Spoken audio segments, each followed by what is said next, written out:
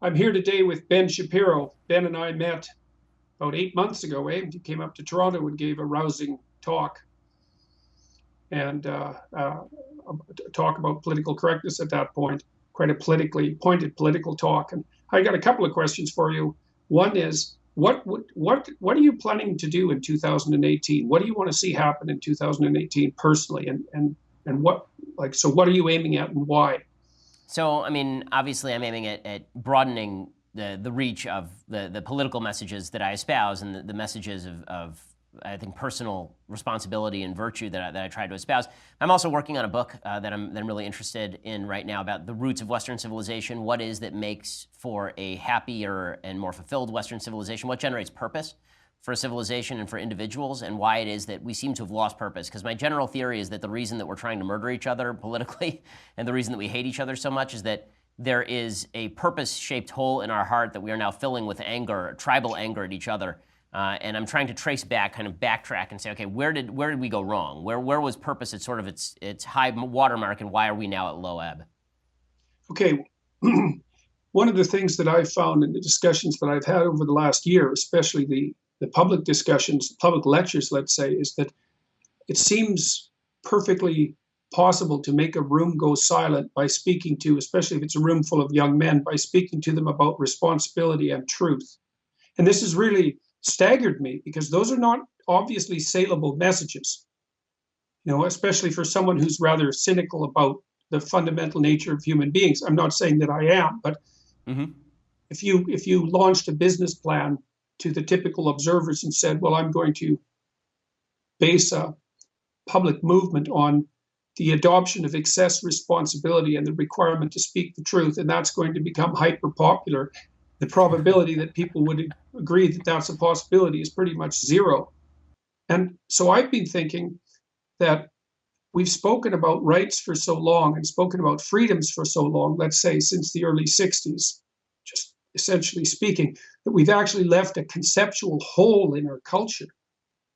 And that seems to be akin to the point that you're making with regards to this book. And now you mentioned responsibility, and why that specifically? Well, I think that what you're talking about is exactly right. People in the West have seemed to pose rights in direct opposition to duties. So the American founding particularly was obsessed with this idea of rights and individual rights, but there was also this corresponding idea of duties that's very clear in founding thinking. George Washington talks about duty. Benjamin Franklin talks about duty. The idea was that duty was to be socially generated, not by government, but by society itself, by small communities, by churches, by your family, and that would fill the gap that allowed you to actually have a functioning society of rights. But we seem to have left duty completely behind. Now it's just all about the rights and not about the duty. And what's happened is that that's collapsed in on itself, because a society of only rights and no duties ends up generating duties masquerading as rights, right? Positive rights that are actually not rights at all, that are me imposing a duty on you in order to further my own perception of my rights. And that's, I think, where we've been going. And it's a dark place. And it creates an enormous amount of opposition. I mean, when you say, Jordan, when you talk about the fact that people would not have thought of building a movement on notions of truth and responsibility, that's because I think for a long time, people just took it for granted that we all agreed on these things. But there's been an actual forcible counter movement for generations now against both truth and responsibility. The idea is there's no objective truth.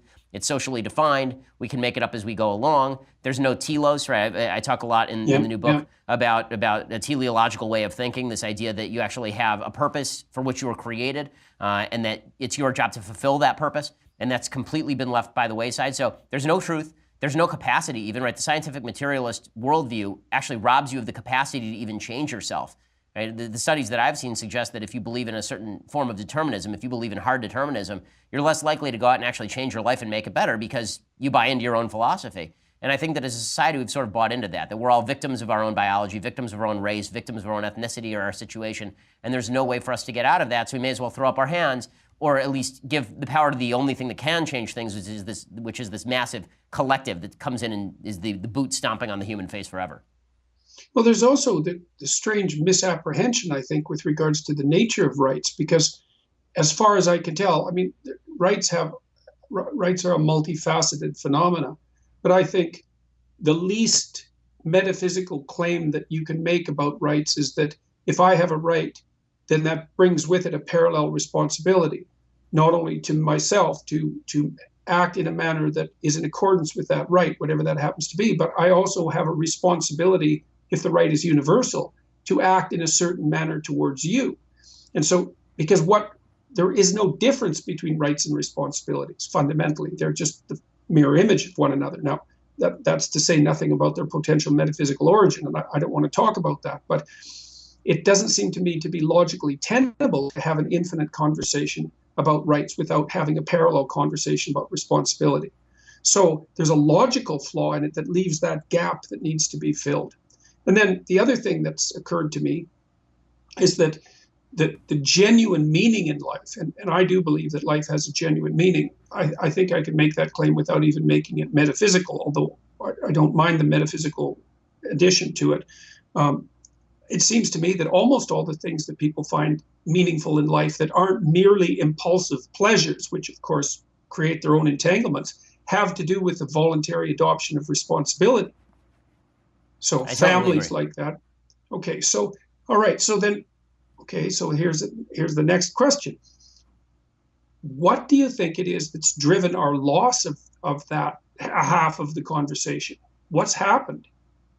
So I think that this has been basically a 200-year movement that first manifested itself in Europe and is finally reaching American shores about 100 years later, which seems to be the pattern. All the bad stuff from Europe hits Europe about 50 to 100 years before it hits here, and now it comes here. I think that what happened here is that the Enlightenment mentality was built on certain fundamental premises, including the use of human reason, the capacity for free will, and all of that in turn rested on assumptions about the universe, including the idea that the universe has a discoverable design that we can actually find and pursue, and that in doing so we will find happiness. The Aristotelian idea of happiness is very much bound up with the idea of you fulfilling your telos. The Judeo-Christian idea of happiness is you fulfilling God's purpose for you. There is always this idea of a higher purpose that you were seeking. And I think what happened is that the Enlightenment project, which started off in an attempt really in the 13th century by people like Aquinas and Maimonides to unite religion and science, fell apart when they started to divide the two. Instead of we're seeking the same thing. Religion and science are both seeking a universal truths that can be applicable to our own lives and make us more fulfilled.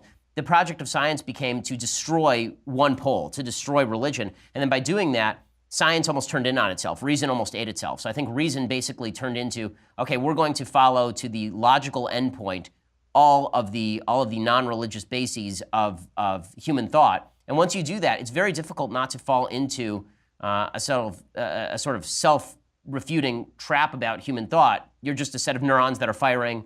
Neurons don't have responsibility. Your dog doesn't have responsibility. Do you have responsibility? You are a product of your environment and your biology. Does that carry with it any sort of moral responsibility? You don't have the capacity to choose. If you don't have the capacity to choose, how do you have moral responsibility?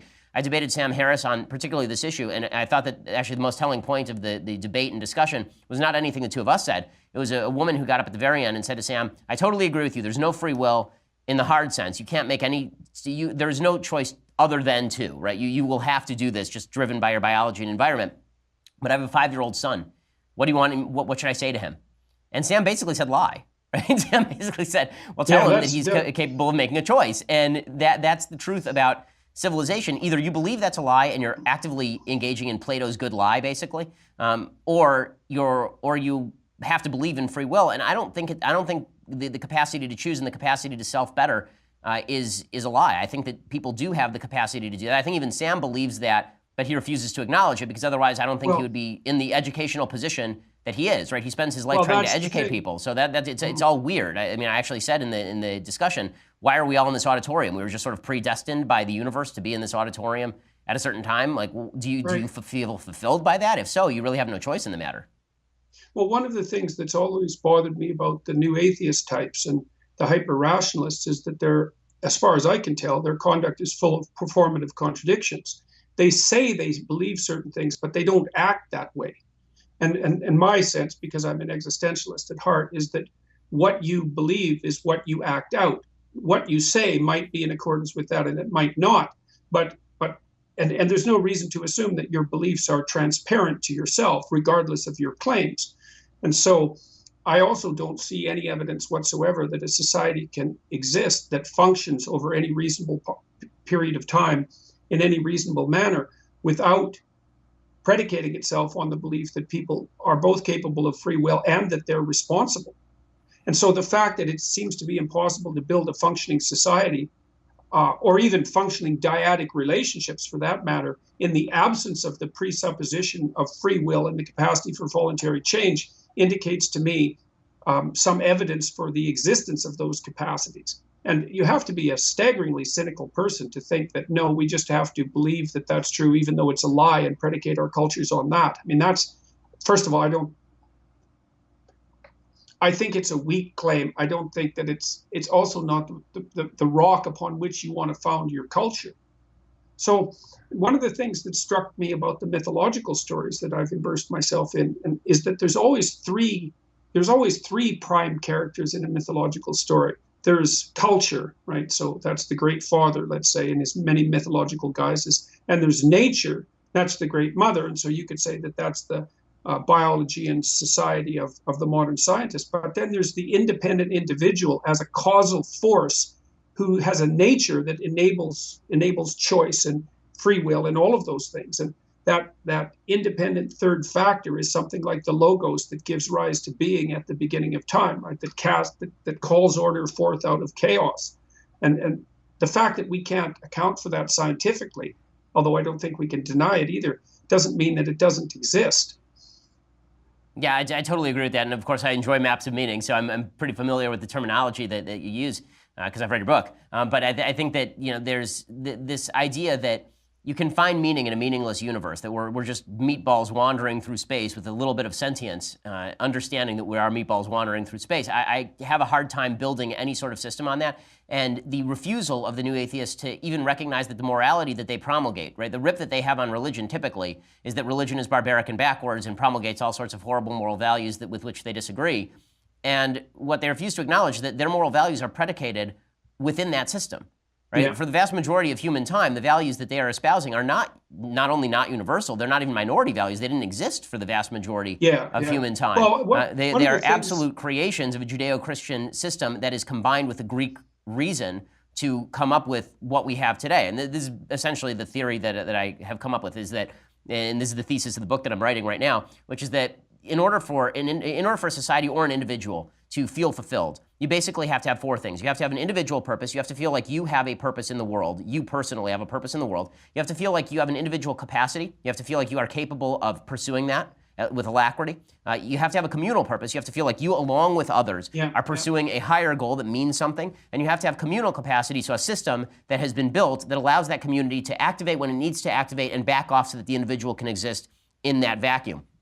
And we have torn away at all the roots of those things, because all of those things, I think the apotheosis the apex of modern thought was basically the unfulfilled but universal theories of the American founding fathers. I think it's about as good as it got in terms of governmental theory. I don't think it's gotten better since then. I think that it's been extended more broadly. I think the universalism that they were implying has now been applied in many ways, and that's a great thing, right? The founders obviously still held slaves, many of them, but their principles were not in favor of slavery. So the principles that they espoused were based on, again, these two competing poles that are constantly in tension with one another, in this sort of Leo Straussian tension with one another between reason and revelation, the Judeo-Christian tradition and the Greek tradition of reason.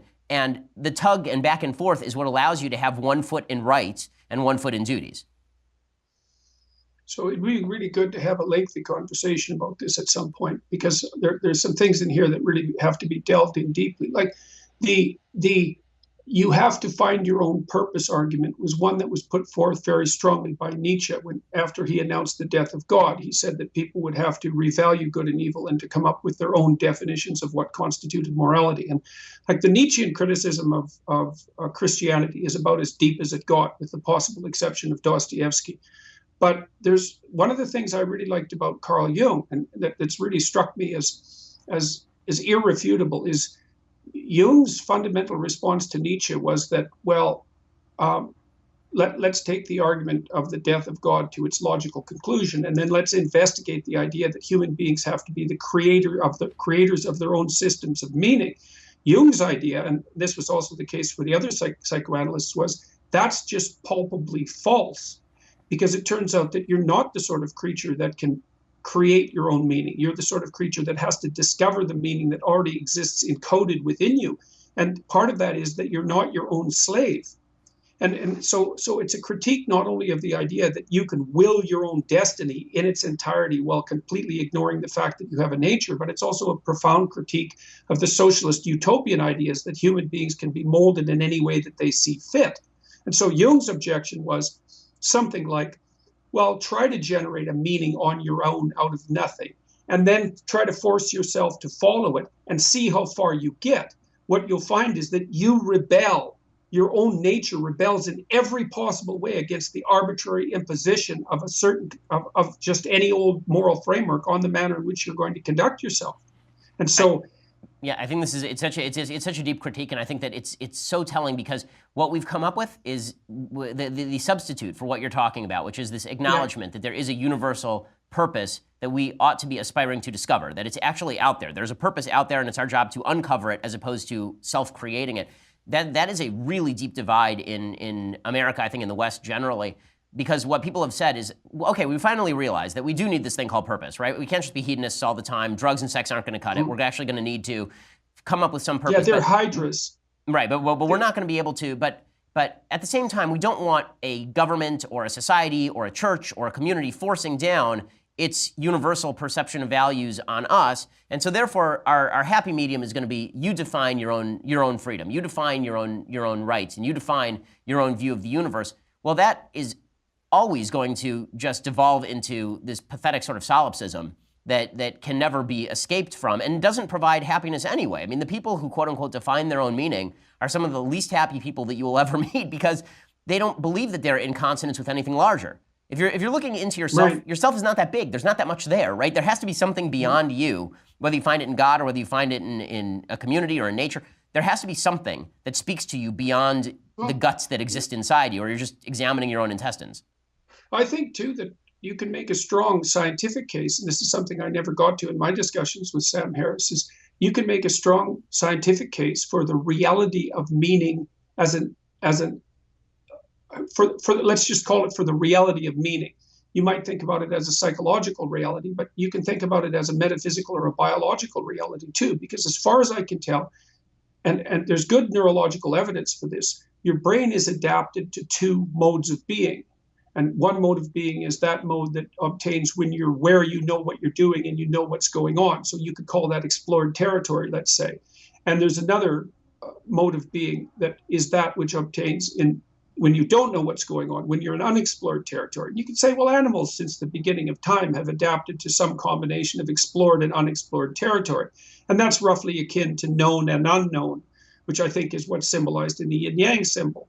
And as far as I can tell, the sense of meaning that people experience that's spontaneous and deep is an indication that they're functioning well in explored territory, but simultaneously increasing their capacity to deal with unexplored territory. So it's like the zone of proximal development, or even the flow states that Csikszentmihalyi has talked about. But see, the best thing to be is where things are going well for you, but also where you're expanding the capacity of things to go well for you simultaneously. And then you can add to that the fact that that's not going to be solipsistic, because we live in a social world. If I'm pursuing something that's deeply meaningful, then if things are constructed fortunately, then I'm going to be pursuing something that's very good for me now, and me later, and me deep into the future. At the same time, I'm pursuing something that's good for you now, and you later, and you deep into the future. And I believe that sense of deep engagement that envelops people in fortunate periods of their lives is actually a neurological signal that the layers of being are stacked on top of one another properly, and that you're oriented properly within them. And that see, to me, I've often thought that the most real thing is pain. And then you might say, well, if there's an antidote to pain, that would be something that would be even more real than pain. And it seems to me that the sense of meaning that I'm talking about here, that's associated with this sense of ultimate responsibility, is an antidote to pain, and therefore is something that's most real. I don't see anything. You can make a metaphysical claim about that, and that's perfectly reasonable, but you don't have to. You can make a bloody hardcore scientific claim for that, and I think it's extremely difficult to refute. Why wouldn't we have?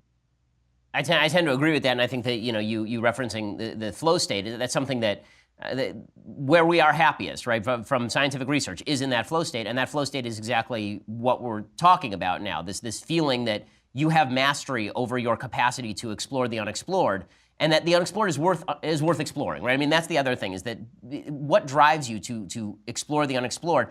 It's not just that you get up in the morning and you feel like wandering outside into the forest. There's some of that, but I think some of it is that you feel like there's an actual necessity for you as a human being to do that. There's a moral duty for you to try and conquer new worlds. And adding the moral layer, the moral impetus on top of, I just have a decision to go out and explore unexplored territory, is what I think allows civilization to create rather than destroy. And I've talked a lot on my show about male toxicity, what people have the toxic masculinity and all this nonsense. And the binary nature, I think, of human beings, particularly men, is that men, because I have a little boy who's a year and a half old, and he's either building a stack of blocks or he's destroying the stack of blocks. There is no in between. And so if you're exploring unexplored territory, there are only two ways to deal with that. One is to actually take a fire and set it in the unexplored territory, or the other is to cultivate that unexplored territory. And adding that moral layer of, it's your job to forge out into the universe and make that cultivated territory, to bring that into the known.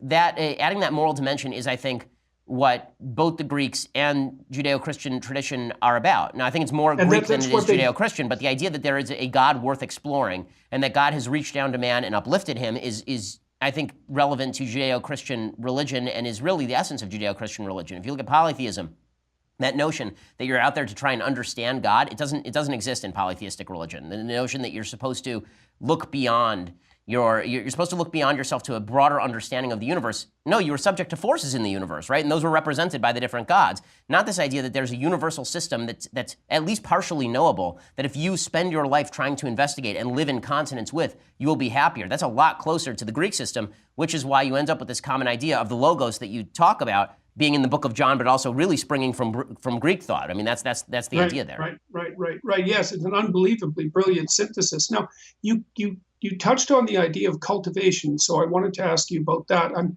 going to Amsterdam to talk to this event sponsored by a group called the Dutch Lion, and that's going to happen January 19th. And we've got about 2,000 people attending this event, and it's going to be a national discussion about Dutch and European identity and immigration. And so, in principle, it could be a big deal. And one of the things I've been meditating on is what it is that Western civilization got right. And so the first thing I think is that we got the idea of the logos right. That's a big deal, the sovereignty of the individual, and the sovereignty and the necessity for respect of the capacity of the exploring individual to conquer new territory and make it habitable. We got that right. And so, and I mean fundamentally right. But then that seems also to me to tie interestingly into the idea of property rights, because the fundamental Marxist claim, there's a number of them, but one of the most fundamental claims is that property is in some sense theft. And so that might even mean the property that you accrued as a consequence of being successful. And I think it might be worth giving the devil his due and say, well, are there conditions under which my occupation of a space to the exclusion of you isn't merely theft?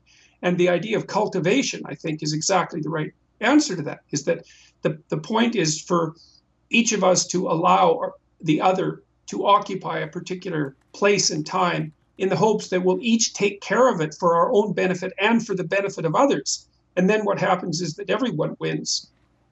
Yeah, and this is a very obviously Lockean idea, right? This is Locke's idea of what makes property worthwhile and property rights worthwhile, is you mixed your labor with the land and you cultivated it, which is why Locke specifically talks about the notion of adverse possession, right? If I own a piece of property and I just decide to leave it trashed somewhere, and then someone comes in and cultivates the property, even though I own the property, I should have a good legal case to actually make against that owner because I'm not cultivating the property. The idea being that cultivation and use of the land is actually your individual duty. It's your individual duty, and it's also your communal duty. So I think that the moral legitimacy of property rights is, in Locke's thought particularly, is very much tied to cultivation and your personal stake in what you've done with the property that you own. Again, it's exactly your point that there's a mix of rights and duties. Property rights are linked to duties. It's not just property that you own. Okay, so maybe we can close with this. the idea of a garden is very interesting to me. And of course, the natural environment of the human being is the garden, according to Genesis, right? It's the Garden of Eden. And I've thought for a long time, well, why is it a garden? And the answer to that is that a garden is the optimal juxtaposition of nature and culture, right? So a garden is nature blooming of its own accord, but tended very carefully. And so then the rule would be something like, you're allowed to own something.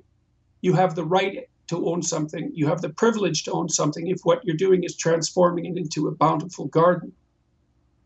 Yeah, I think that's exactly right. I think that's true. Okay. And I think that's true in every area of a successful life. It's true with how you raise your children. Yeah. You lose the right to raise your children properly if you're raising your children improperly. I think it's true of marriage. Marriages break down when you don't cultivate.